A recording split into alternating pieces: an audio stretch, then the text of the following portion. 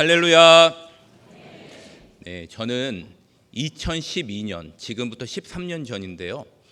다른 교회에서 주일 예배를 탐방할 수 있는 기회가 있었습니다.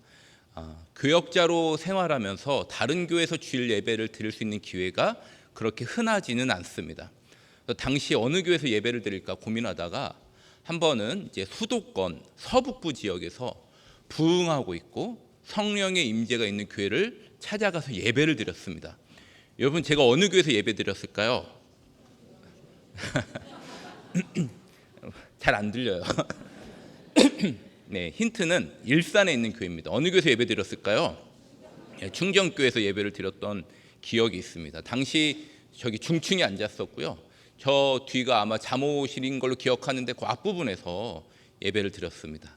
당시 담임 목사님의 말씀과 예배 전체를 통해서 큰 은혜를 받았으면 물론이고, 사실 들어올 때부터 옷을 맞춰 입으셔서 굉장히 밝게 인사해 주시는 안내위원들을 통해서 마음이 활짝 열렸던 기억이 아직도 생생합니다. 바라기는 우리 충정교회가 앞으로도 하나님의 임재와 성령의 역사 있기를 주님의 이름으로 축복합니다. 저는 30대 중반에 서울 강동구 성내동에서 거주한 적이 있습니다. 저희 집에서 도보로 한 10분만 나가면 올림픽 공원이 있었어요. 좋은 공원이 근처에 있다 보니까 일주일에 3번에서 4번은 저녁마다 그곳을 나가서 러닝도 하고 빠르게 걷기 운동을 하고 돌아오곤 했습니다. 그러던 어느 날 혼자 좀 늦은 밤에 공원에 운동을 하러 나갔는데 체조 경기장을 지날 때였습니다. 체조 경기장 앞에 그날따라 거의 한 2천여 명 정도 되는 여학생들이 가득 메여 있는 거예요. 요즘에는 이 경기장이 실제 경기로 사용되기보다는 유명 가수들의 콘서트장으로 많이 사용됩니다. 현수막을 보니 어떤 남성 아이돌의 컴백 콘서트가 있었습니다. 저야 뭐 아이돌에 관심도 없고 운동을 하러 나왔기 때문에 그 무리를 피해서 체조 경기장 뒤편으로 좁은 길이었는데요, 이제 우회해서 지나가고 있었습니다. 한 중간쯤 갔을 때 갑자기 뒤에서 엄청난 무리가 달려오는 듯한 느낌이 드는 겁니다. 그래서 깜짝 놀라서 뒤를 딱 돌아봤더니 그 경기장 앞에 있었던 2천여 명의 그 여학생들이 득달과 같이 달려오는 거예요. 그리고 삽시간에 거기를 가득 메워버리게 되었습니다. 알고 봤더니 이 아이돌 가수가 공연을 마치고 돌아가려고 하는데 앞에 팬들이 너무 많아서 뒷문으로 빠져나가려고 했고, 이 소식을 접한 여학생들이 오빠들을 보겠다고 뛰쳐나온 거예요. 저는 오도 가도 못한 상황이 된 거예요. 그리고 그 여학생들이 뛰쳐오면서 괜히 선량한 시민이 저한테 막 화를 내면서 신경질을 부리는 거예요. 이 아저씨 뭐야, 저리 비키세요 막 하는 겁니다.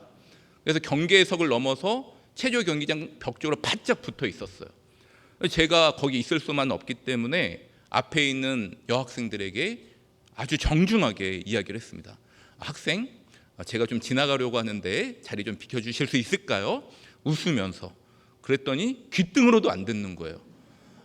여러분, 저는 그때까지만 해도 우리나라 여고생 하면 교복을 단아하게 입고 앞머리를 가지런히 자르고 수줍음 많은 이미지로 생각하고 있었는데, 그때 처음으로 한국의 여고생들이 얼마나 무서운 존재인지를 깨닫는 시간이었습니다.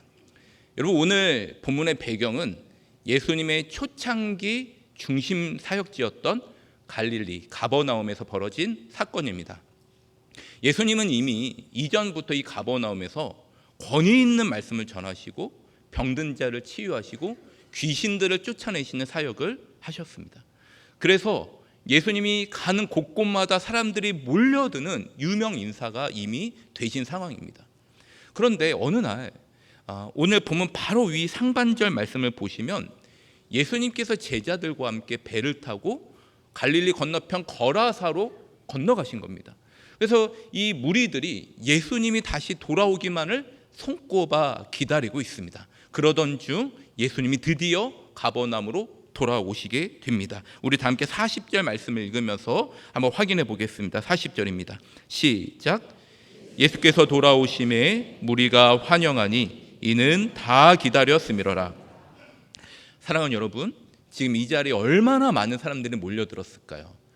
우리가 추측하기가 어렵지 않은 것이 그 8장 19절, 조금 앞에 8장 19절 보면 이런 말씀이 있습니다.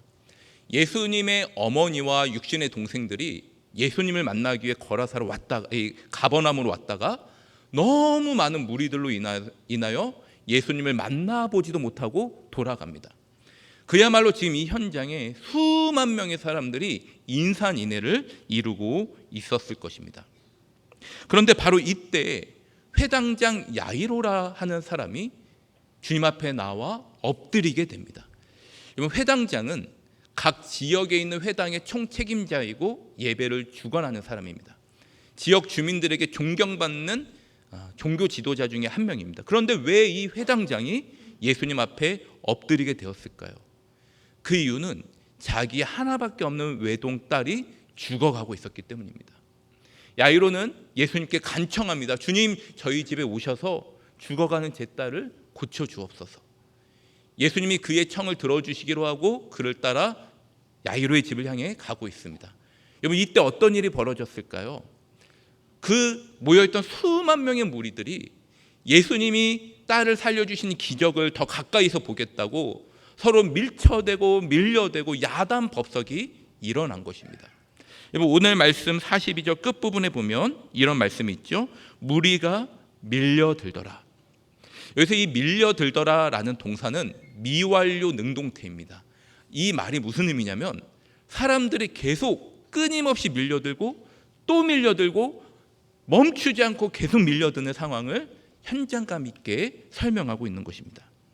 그런데 바로 이 순간 또 다른 한 인물이 등장합니다. 이 인물이 오늘 본문의 주인공인 한 여인입니다. 여러분, 이 여인이 어떠한 사람이었는지 우리 43절 말씀 읽으며 한번 확인해 보겠습니다. 43절입니다. 시작. 이에 12해를 혈루증으로 앓는 중에 아무에게도 고침을 받지 못하던 여자가.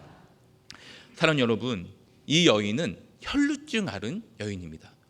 여러분, 당시 이 혈루증이라는 게 무엇이냐면 월경기가 아님에도 불구하고 불규칙적으로 계속해서 피를 흘리는 출혈병을 이야기하는 것입니다. 유대인들에게 이 출혈병은 율법에 의해서 철저하게 부정한 자로 격리시키고 구별지었습니다. 우리 당시 율법이 어떠했는지 레위기 15장 25절에 말씀하고 있는데 우리 레위기 15장 25절도 한번 이어서 읽어보겠습니다. 시작.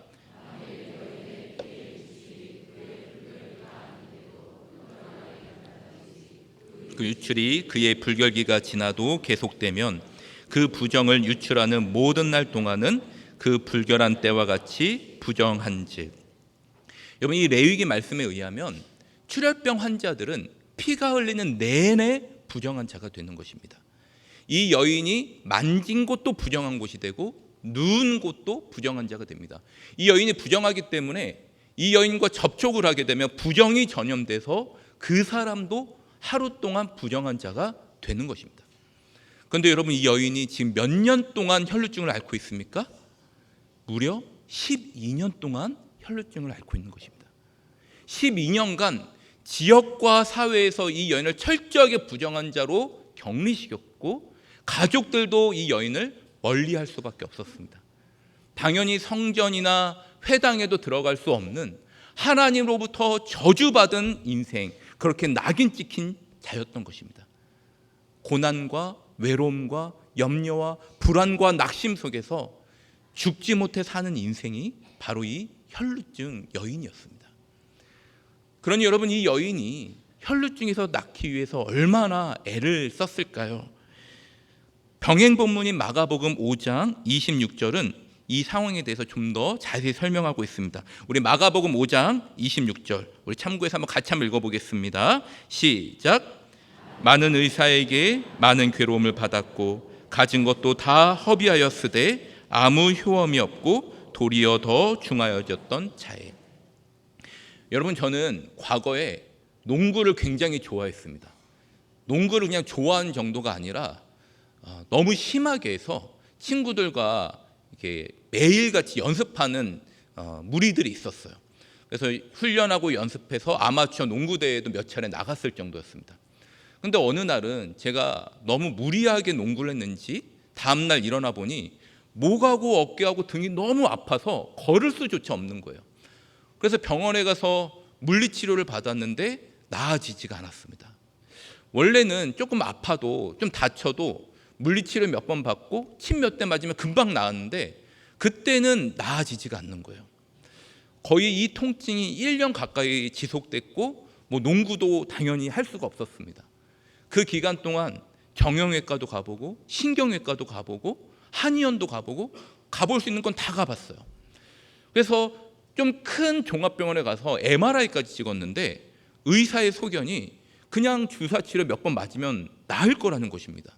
그런데 차도는 없었고 급기야 개인이 운영하는 교정원 같은 데도 다 찾아가 보았습니다. 그러던 어느 날 대학 동기가 찾아왔는데 이야기를 하다가 이렇게 이야기해 주는 거예요. 자기 아버지도 허리와 척추가 아팠는데 인천에 계신 용한 할아버지에게 침을 맞고 깨끗이 나았다는 겁니다. 여러분, 제가 그 용한 할아버지를 찾아갔을까요? 안 찾아갔을까요? 당연히 찾아갔죠. 주소지를 받아서 그 용한 할아버지를 찾아갔어요. 지금 제가 하는 이야기가 20년 전 이야기예요. 당시 그 할아버지 연세가 91세였습니다. 그리고 키가 150 정도 되는 아주 이렇게 호리호리하신 분이셨어요. 근데 그 할아버지가 저에게 손짓하면서 따라오라고 해서 따라갔더니 오래된 연립주택 반지하로 들어가시는 겁니다. 들어가 보니까 앞에 작은 거실이 있고 안에 방 하나가 있는데 매트가 깔려 있고 그 매트에 선명한 핏자국이 여기저기 있는 거예요. 이 할아버지가 저의 맥을 짚어보시더니 속옷만 입고 누우라는 겁니다. 그래서 제가 팬티만 입고 바닥을 향해 누워 있었어요. 그랬더니 이 할아버지가 갑자기 침통에서 이따만한 침을 꺼내가지고 이것보다 더 컸던 것 같아요. 이걸 꺼내서 갑자기 제 정수리부터 뒤로 척추와 엉치와 양다리와 발바닥까지 그 침을 놓기 시작하는 거예요. 근데 이 침이요, 크기만 큰 게 아니라 끝이 몽뚝하게 아주 무식하게 생겼어요. 그거를 놓는 게 아니라 거의 막 쑤셔 넣다시피 놓으시는데 제가 너무 아파서 막 고함이 나올 지경이었습니다. 근데 그 힘들게 놓으신 침을 좀 더 있어도 될 텐데 10초 만에 다시 푹푹 뽑는 거예요. 그래서 제가 거의 막 실성하는 줄 알았어요. 뒤에서는 피가 흘리는 느낌이 들고 할아버지는 시크하게 그냥 알코올 솜으로 대충 닦으셨습니다. 근데 그게 치료가 끝이 아니었어요. 저보고 빨리 일어나서 거실로 나가서 팔 벌려 뛰기를 20회 하라는 거예요. 그래서 제가 속옷만 입고 팔 벌려 뛰기를 20회를 했어요. 그게 그분의 치료법이었습니다. 그런데 치료를 받고 나서 다음에 이제 언제 다시 오라 이렇게 이야기를 하는 거예요. 처음에 한 3번, 4번까지는 신기하게도 침을 맞고 오면 몸이 가벼워지고 뭔가 개운해지는 느낌인 거예요. 근데 그 이후로는 차도가 없고 아프기만 했습니다. 이렇게 계속 가서는 안 되겠다. 할아버지께 몇 번을 더 와야 되는지 물어보자. 그래서 제가 작정하고 8번째 침을 맞는 날 침을 다 맞고 나서 할아버지께 여쭤봤습니다. 선생님, 근데 제가 앞으로 몇 번이나 더 치료를 받으러 와야 될까요? 그랬더니 할아버지가 저를 지그시 바라보시면서 하시는 말씀이 자네가 지금 한 3번째 왔지? 앞으로 2번만 더 와. 이 침은 혈침이라 아주 무서운 침이라 5번 이상 맞으면 죽을 수도 있어. 이렇게 이야기하시는 거예요. 제가 뒤도 안 돌아보고 나왔던 기억이 있습니다. 돌아오면서 생명을 연장해 주신 하나님께 감사했었어요. 사랑하는 여러분, 저는 1년에서 2년 정도 아팠던 그 통증에도 안 가본 치료가 없습니다. 여러분, 근데 이 여인이 몇 년간 혈루증을 앓고 있습니까? 무려 12년 동안 혈루증을 앓고 있었던 거예요. 이 여인은 안 받아본 치료가 없었을 것입니다. 정상적인 치료뿐만 아니라 미신적인 치료도 다 받아보고 안 먹어본 약이 없고 안 가본 의원이 없습니다. 그런데 오늘 의사 출신인 누가가 밝히듯 이 여인은 누구에게서도 나음을 입을 수 없는 불치병 환자였습니다. 나아지기는커녕 재산도 다 허비하였는데 점점 더 중하여지고 쇠약해지고 연약해져만 갑니다. 모든 소망을 잃고 낙심 가운데 하루하루 살아가던 이 여인이 어느 날 예수 그리스도에 대한 소식을 듣게 됩니다. 여러분, 이 여인이 어떻게 행동하였을까요? 우리 다 함께 44절 말씀을 읽으면서 확인해 보겠습니다. 44절입니다. 시작. 예수의 뒤로 와서 혈루증이 즉시 그쳤더라. 여러분, 이 여인은 가버나움으로 나왔고 무리들 틈에 들어가 예수님 뒤로 들어가서 옷가에 손을 댑니다. 여러분, 왜 이 여인이 예수님의 뒤로 들어갔을까요? 그 첫 번째 이유는 율법에 의해서 부정한 자였기 때문입니다. 이 여인은 사람들 틈에 들어가서는 안 되고 사람들과 접촉해서도 안 됩니다. 그러기에 이 여인이 자신의 신분을 꼭꼭 숨긴 채 예수님의 뒤로 들어간 것입니다. 그럼에도 불구하고 이 여인이 예수님의 앞으로 나온 이유는 예수님이 자신의 병을 치유해 주실 수 있는 유일한 구원자로 믿었기 때문입니다. 여러분, 이 여인은 예수님이 자신의 병을 고쳐주실 수도 있고 못 고칠 수도 있는 의원 중에 하나로 여긴 것이 아니라 저분의 옷가에 손만 대어도 내가 나을 수 있다라는 확신을 가지고 갈급함과 간절함으로 주님 앞에 나오게 된 것입니다. 그리하여 이 여인은 이 연약하고 쇠약해진 이 중년의 여성이 수많은 무리들 틈에 들어가 서로 가까이서 예수님을 보겠다고 밀쳐대는 그 힘센 장정들을 뚫어냈고 온 힘을 다해 예수님의 옷가에 손을 대는데 성공합니다. 여러분, 어떻게 되었을까요? 이 여인의 믿음대로 옷가에 손을 대는 즉시 혈루증의 근원이 마르게 됨을 느끼게 됩니다. 여러분, 이 여인은 목적을 달성했기 때문에 조용히 그곳을 떠나고자 했을 것입니다. 그런데 이 여인이 예상치 못한 한 가지 사실이 있었는데 그것이 무엇이었냐면 예수님은 전능하신 하나님의 아들이시기 때문에 이미 자신에게 벌어진 모든 상황을 다 알고 있었다는 사실입니다. 사랑하는 여러분, 예수님이 어떻게 행동하셨을까요? 우리 다 함께 45절 말씀 같이 읽으면서 확인해 보겠습니다. 45절입니다. 시작.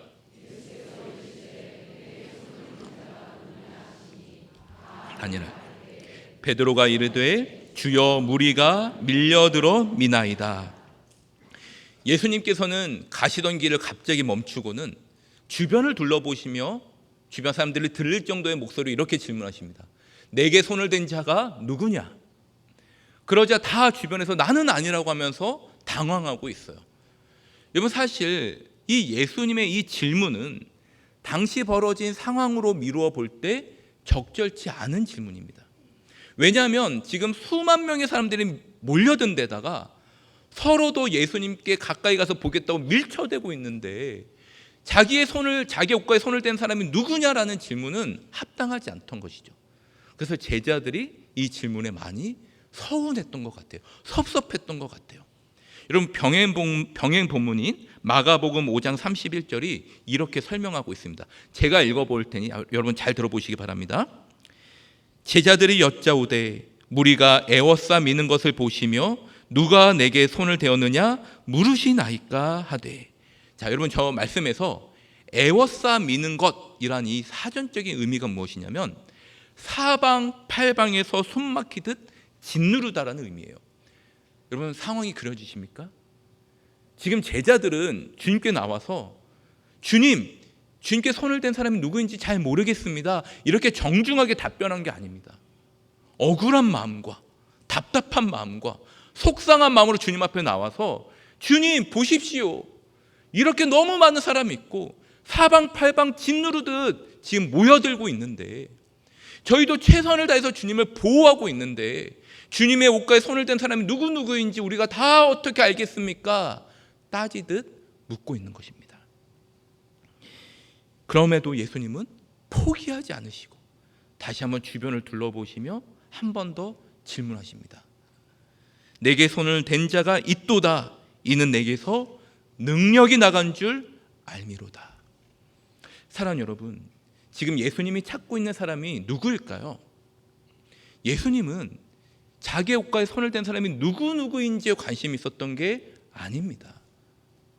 여기 모여든 수많은 무리들에게 관심이 있었던 것이 아니라 자기가 유일한 구원자이심을 확신하고 간절함과 갈급함으로 나와 옷가에 손을 댐으로 자신의 능력과 은혜를 경험한 그 한 영혼을 우리 주님이 찾고 있었던 것입니다.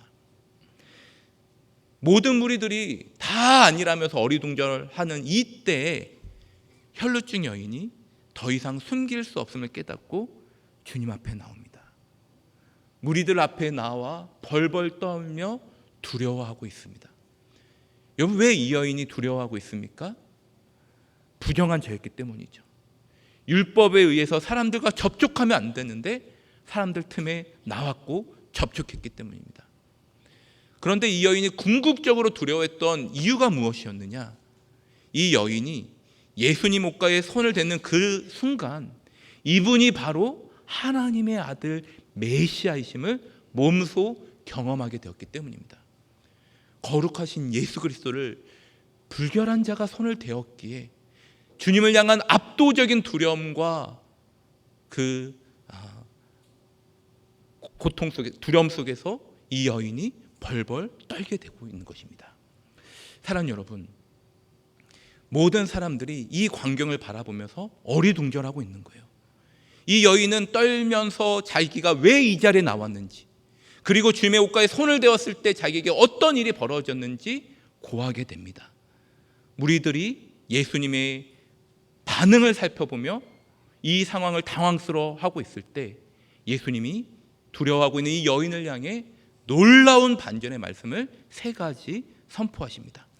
여러분, 예수님의 말씀이 무엇이었을까요?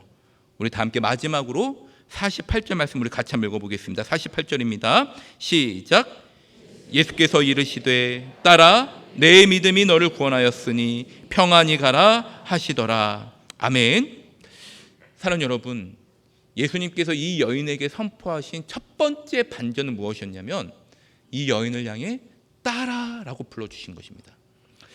세상에서 가장 아름답고 사랑스러운 단어가 있다면 아마 딸이란 단어일 것입니다. 부모에게 딸은 항상 보호해주고 싶고 보듬어주고 안아주고 싶은 존재입니다. 저도 아들과 딸이 있는데 딸을 조금 더 예뻐하는 것 같다고 이야기하면 안 되겠죠. 보호해주고 싶은 그런 마음이 항상 듭니다. 요즘 아빠들이 딸을 너무 좋아해서 딸바보라는 말도 있죠. 그런데 여러분, 이 여인은 어떤 존재였습니까? 12년 동안 혈루증을 앓으며 모든 사회와 종교와 가족들로부터 버림받은 존재였습니다. 하나님으로부터 저주받은 인생이라 낙인 찍혔던 사람이었어요. 그런데 예수님께서 바로 이 여인을 향해 내 딸아라고 불러주셨다는 것입니다. 그야말로 놀라운 반전이었습니다. 사랑하는 여러분, 오늘 본문을 다시 한번 보십시오. 이 현장에서 예수님을 통해 내 아들아, 내 딸아라고 부름받은 사람은 오직 이 여인, 예수님만이 나의 구원자요 치유자이심을 확신하며 간절함과 갈급함으로 나온 이 여인만 주님을 통해 딸이라 부름받았음을 여러분 기억하실 수 있기를 축복합니다. 사랑하는 여러분, 오늘날 많은 사람들이 주일이면 교회를 나옵니다. 어떤 분들은 이른 아침부터 늦은 오후까지 교회를 열심히 섬겨요. 예배를 드리고 성도의 교제를 나누기도 합니다. 그런데 만약 우리가 예수님만이 참 구원자라는 믿음 없이 간절함과 갈급함이 사라진 채 습관적으로 예배를 드리고 있다면 우리 또한 여기 모여있는 수많은 무리 중에 하나가 될 수 있음을 우리는 꼭 기억해야 합니다. 바라기는 여기 계신 저와 여러분들 모두 예수님만이 유일한 구원자이심을 믿고 간절함과 갈급함으로 주님 앞에 나와 예수님을 통해 내 딸아, 내 아들아 라는 귀한 음성을 들으실 수 있기를 주님의 이름으로 축복합니다. 두 번째로 예수님이 이 여인에게 주신 두 번째 반전은 평안을 선포하셨다는 것입니다. 내 딸아, 내 믿음이 너를 구원하였으니 평안히 가라. 여러분, 이 여인은 평생토록 12년간 평안함과는 거리가 먼 인생을 살았습니다. 낙심과 두려움과 외로움과 절망, 평안은커녕 하루라도 일상적인 삶을 살기를 원했던 자였죠. 그런데 예수님이 이 여인에게 찾아오셔서 친히 평안을 주셨다라는 사실입니다. 사랑하는 여러분, 하나님으로부터 임하는 평안과 세상이 우리에게 주는 평안은 근본적인 차이가 있음을 여러분 기억하실 수 있기를 바랍니다. 세상에서 주는 평안은요, 일시적이고 가변적입니다.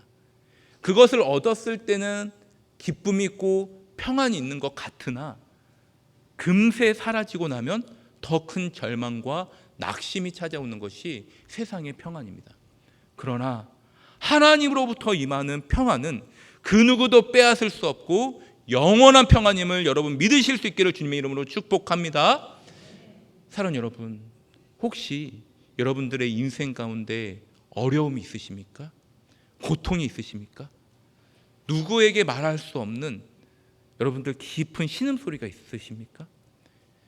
자녀의 진로에 문제가 생기셨습니까? 혹 건강에 이상이 생기신 분은 없으십니까?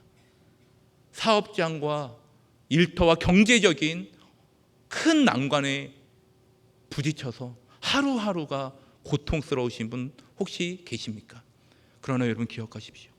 어떠한 문제가 있다 할지라도, 어떠한 어려움이 우리 가운데 닥친다 할지라도 우리가 하나님의 자녀됨을 끊을 수 없으며 우리가 하나님의 자녀이기 때문에 그 가운데 임하는 기쁨과 평강을 막을 수 없음을 여러분 꼭 믿으실 수 있기를 주님의 이름으로 축복합니다. 마지막 세 번째로, 예수님께서 이 여인에게 주신 반전은 이 여인을 증인으로 세워주셨다는 사실입니다. 사랑하는 여러분, 예수님이 왜 이 복잡한 상황에서 굳이 이 여인을 불러냈을까요? 왜 굳이 이 사람들 앞에서 무릎 꿇게 하였을까요? 그 이유는 이 여인을 두렵게 하려고 한 것이 아니라 그동안 혈루증에서 매였던 삶에서 벗어나 이제는 자신이 경험한 예수 그리스도를 삶의 자리에서 증거하게 하시기 위함임을 여러분 기억하실 수 있기를 축복합니다. 예수님은 이 여인에게 평안하라고 말씀하신 게 아니에요. 평안히 가라, 너의 삶의 자리로 나아가라 파송하고 있는 것입니다. 사랑하는 여러분, 지금 이 현장에 수많은 사람들이 모여 있지만, 예수님의 제자들로부터 수만 명의 사람들이 몰려 있지만, 그의 입술을 열어서 예수님의 권능과 예수님의 능력을 선포한 증인은 오직 이 혈루증 여인밖에 없었음을 우리는 명심해야 합니다. 여러분, 이것이 우리가 주님을 인격적으로 만나고 우리 주님을 직접 경험할 때 이루어지는 반전인 것입니다. 아무리 연약하고 부족하고 초라하고 볼품없는 사람이라 할지라도 예수님을 인격적으로 만나면 삶의 자리에서 예수님의 증인이 되는 줄로 여러분 믿으실 수 있기를 바랍니다. 오늘날 기독교가 사회로부터 많은 지탄을 받고 있습니다. 실제로 기독교가 연약해져 가는 것만 같아요. 다음 세대들은 떠나가고 청년 세대들은 점점 줄어들고 있습니다. 여러분, 문제가 무엇일까요? 여러분, 저는 이 이유가 한국의 교회가 부족하거나 큰 교회가 없기 때문은 결코 아니라고 확신합니다. 그 이유는 무엇이냐면 삶의 자리로 나아가 내가 만난 예수 그리스도를 삶으로 입술로 증거하는 증인이 부족하기 때문입니다. 바라기는 우리 충정교회에 예수님의 증인이 더욱더 많아질 수 있기를 주님의 이름으로 축복합니다. 주님 앞에 나와 예배 드릴 때마다 성령님께서 임재하여 주셔서 영과 육의 치유가 일어나고 참된 평강이 임하고 하나님으로부터 아들아 딸아라고 부름받는 거듭나는 영혼들이 더욱더 많아질 수 있기를 주님의 이름으로 간절히 기도합니다. 그러나 그 자리, 그 은혜 받은 자리에서만 머무는 것이 아니라 여러분들의 삶의 현장으로 나아가서 내가 만난 주님, 내가 경험한 그 예수 그리스도를 여러분들의 삶과 입술로 증거할 때 여러분들을 통해, 충정교회를 통해 다음 세대들이 더욱더 부흥되어지고 우리 젊은이들이 더욱더 흥왕하게 된 역사 일어나게 될 줄로 확신하며 축복합니다. 아멘. 기도하시겠습니다.